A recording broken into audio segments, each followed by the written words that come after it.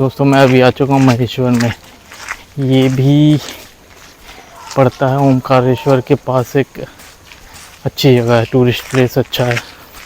यहाँ पे नर्मदा नदी का घाट बताया जाता है, वो देखने आ रहा हूँ। मैं तो पहली बार आ रहा हूँ। तो मेरी मौसी का लड़का जो पुनीत, वो पहले 4-5 साल इंदौर रहा है, तो वही घुमा रहा है हमें आज सारा। तो हम उसी के साथ घूम रहे हैं, वही लेके आया हमें यहाँ। तो चलो फिर मैं भी घूमता हूँ, आपको भी घुमाता हूँ।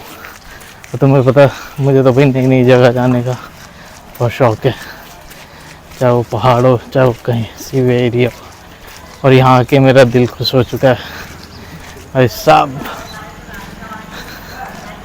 जो मज़ा आया ना आज यहाँ पहाड़ देखकर, मज़ा आ गया, सही बता रहा हूँ। आना कभी भाई, उत्तराखंड की याद आ गई आज। पूरा फील आया कि उत्तराखंड के अंदर घूम रहा था मैं आज। वही पहाड़, वही मौसम, और क्या चाहिए आपको। तो चलो आगे दिखाते हैं आपको नर्मदा का घाट क्या है क्या नहीं है। तो चलो फिर आगे चलो। तो दोस्तों ये है किले का गेट। इसी किले के अंदर से बहती है नर्मदा नदी।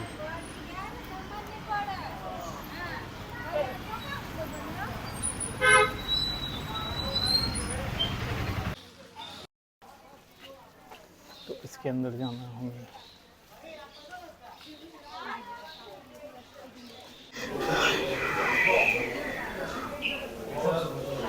भाई ये रानी अहिल्याबाई होलकर का किला एक टाइप का, यहाँ इनका रजवाड़ा लगता था। तो ये देखिए यहाँ लगता था इनका रजवाड़ा सारा का सारा। सॉरी, अहिल्या रानी होलकर नाम है इनका, ये नाम है इनकी।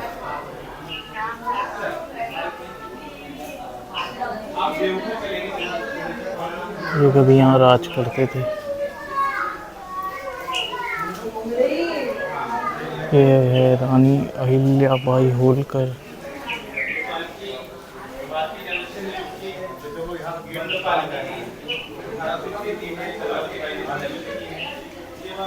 ये बंदूकें हैं इनकी,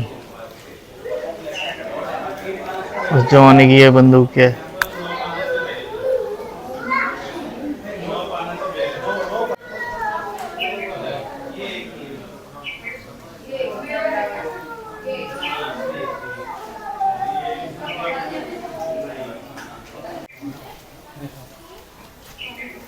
क्या क्या पुण्य कार्य किए थे। ऋषिकेश में बनवाया, गंगोत्री में, विष्णुप्रयाग में, केदारनाथ में, हरिद्वार में, बद्रीनाथ में, उज्जैन, सारे इन्होंने मंदिर बनवाए। अच्छा, पुण्य कार्यकाल में।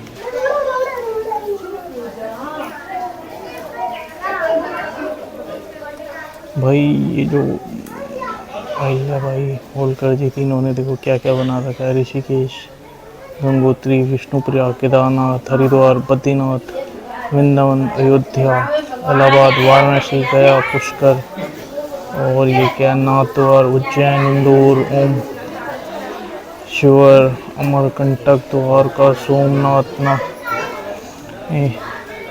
तो ये चीज़ें जितनी भी आप देख रहे हैं, ये सब चीज़ें इन्होंने बनाया भाई। ये मुझे आज पहली बार पता चला है। ये देखिए, ये है कुछ ऊपर से व्यू यहाँ का। सामने आपको नर्मदा घाट नदी है ये।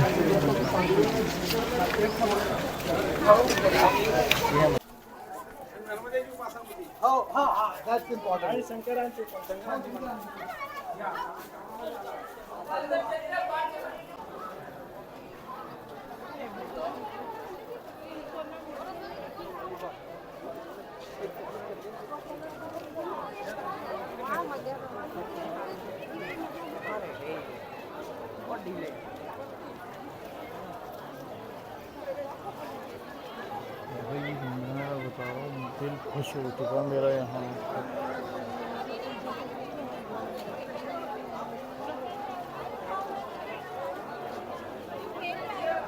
हमारे भारत की कुछ प्रमुख नदियों में एक नदी है नर्मदा नदी। इस नदी की अपनी कुछ प्रमुखताएं हैं, विशेषताएं हैं, जैसे कि इसमें पाए जाने वाले सारे पत्थर शिवलिंग के आकार के होते हैं। ये अकेली नदी है जो पूर्व से पश्चिम की तरफ को बहती है और जाके मुंबई से होते हुए प्रशांत महासागर में जाके मिल जाती है। शांत बहने वाली नदी है। कहा जाता है कि भगवान शिव के शिवलिंग होने की वजह से इसमें कोई चपलता नहीं है। नदी बहुत शांति से बहती है। बाढ़ आने पर भी इसमें कोई चपल। नर्मदा के घाट पे माँ अहिल्या ने छोटे बड़े 11,000 शिवलिंगों का निर्माण करवाया।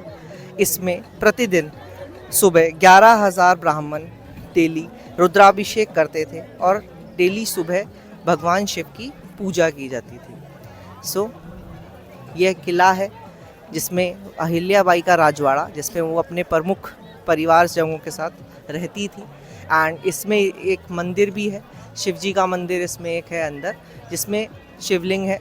एंड अंदर श्री कृष्ण के लिए एक स्वर्ण झूले का भी निर्माण करवाया गया, जो हमने किसी सुरक्षा कारणों की वजह से वीडियो में नहीं डाल पाए।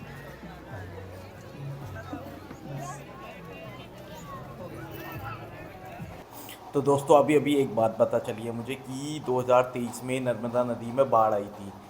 तो आप समझ लो यहाँ इतनी तगड़ी बाढ़ आ गई थी। ये आपको किला दिख रहा है, पूरा किला, आधा किला डूब चुका था। अंदर मैंने वो जगह देखी थी अभी जहाँ तक वहाँ पे पानी आ चुका था। वहाँ पे चिन्ह लगा रखा है, की बोर्ड भी लगा रखा है कि यहाँ पे 2023 में बाढ़ में यहाँ तक पानी पहुँच गया। तो अब लगा लो कितनी खतरनाक बाढ़ रही होगी और क्या सीन रहा होगा। वैसे तो ये किला उस टाइम पे बंद हो गया होगा, पर भाई मैं अभी इमेजिन कर रहा हूँ कि वो क्या नज़ारा रहा होगा, क्या भयानक और क्या सही। और अभी मैं आपको जाते टाइम पे वो बोर्ड दिखाऊंगा। आप यकीन मानो, आप भी हैरान हो जाओगे कि इस नदी का पानी यहाँ तक आ गया था। मैं खुद हैरान हूँ अभी तो। तो अभी हम नर्मदा नदी में बोटिंग कर रहे हैं। तो बोटिंग का क्या प्रोसेस है, अगर आप इंडिविजुअल जाओगे तो मतलब सभी लोगों के साथ जाओगे तो 50 रुपये पर हेड है, और आप अपनी पर्सनल बोट कर लेते हो तो 500 रुपये में। हमने 500 रुपये में 5 जने, हम तो पूरी पर्सनल बोट हायर कर ली है, तो सही है। भाई मैं एक बात बता दूँ, ये प्लान ना बहुत मुश्किल से बना हुआ है। मैं बता दूँ आपको, कल ये मतलब जिस दिन हम निकल रहे थे ये यहाँ के लिए, 3 बार प्लान कैंसिल हुआ हमारा कि नहीं जा रहे हैं।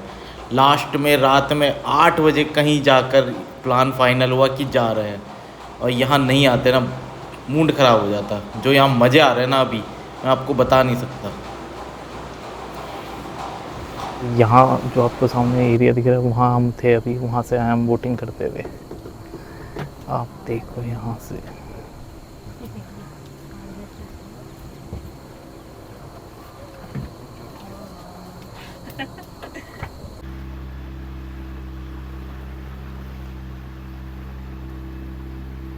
कौन सी है, वाइट वाली?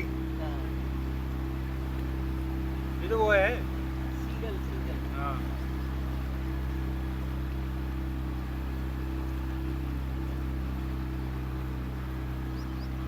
किसी फोटो खींच लेगी मंदिर की पूरी।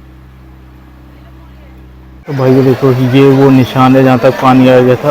और नदी देखो अभी यहाँ से कहाँ है नदी और कहाँ पानी आ चुका था, सारा डूब चुका था ये।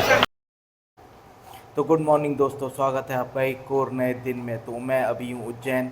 आपको हैरानी होगी मैं उज्जैन कैसे आ गया। तो कल रात को हम ओमकारेश्वर ना जाकर तो हमने फाइनल किया उज्जैन चलते हैं, क्योंकि समय ज़्यादा हो गया था।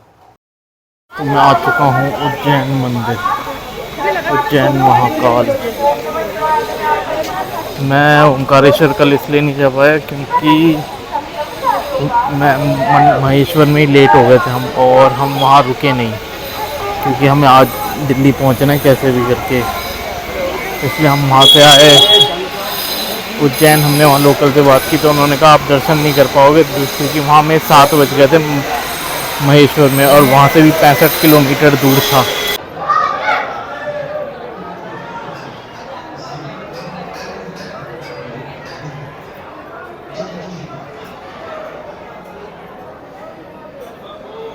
तो मैं अभी अंदर आ चुका हूँ।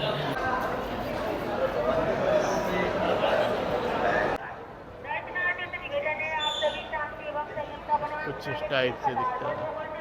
ये बाहर का व्यू है, मतलब अंदर तो मोबाइल अलाउ नहीं था, लेकिन फिर भी मैंने थोड़ा सा वीडियो बना लिया, वो मैं डाल दूँगा, देख लेना आप लोग।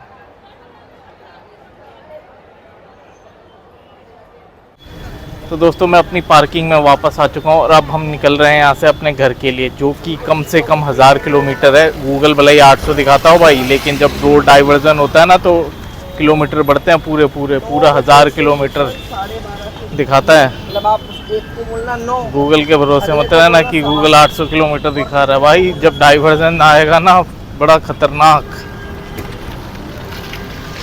तब पता चलता है कि टोटल किलोमीटर कितने हुए हैं। तो चलो अब हम यहाँ से निकल रहे हैं, मैं निकल रहा हूँ यहाँ से, गाड़ी में बैठते हैं, सीधा गाड़ी लगेगी अब अपने घर के लिए। तो ये ट्रिप यहीं ख़त्म होता है, ठीक है। रास्ते में अगर कुछ वैसे तो नहीं दिखेगा, देखो हाईवे में मैं कुछ नहीं बनाऊंगा, सिंपल सी बात है। अब मिलते हैं आपसे नेक्स्ट किसी ट्रिप पर, कब आएगी नेक्स्ट ट्रिप पता नहीं, जल्द आ सकती है ये कह सकता हूँ, पर कब आएगी कंफर्म नहीं है। ओके चलो बाय।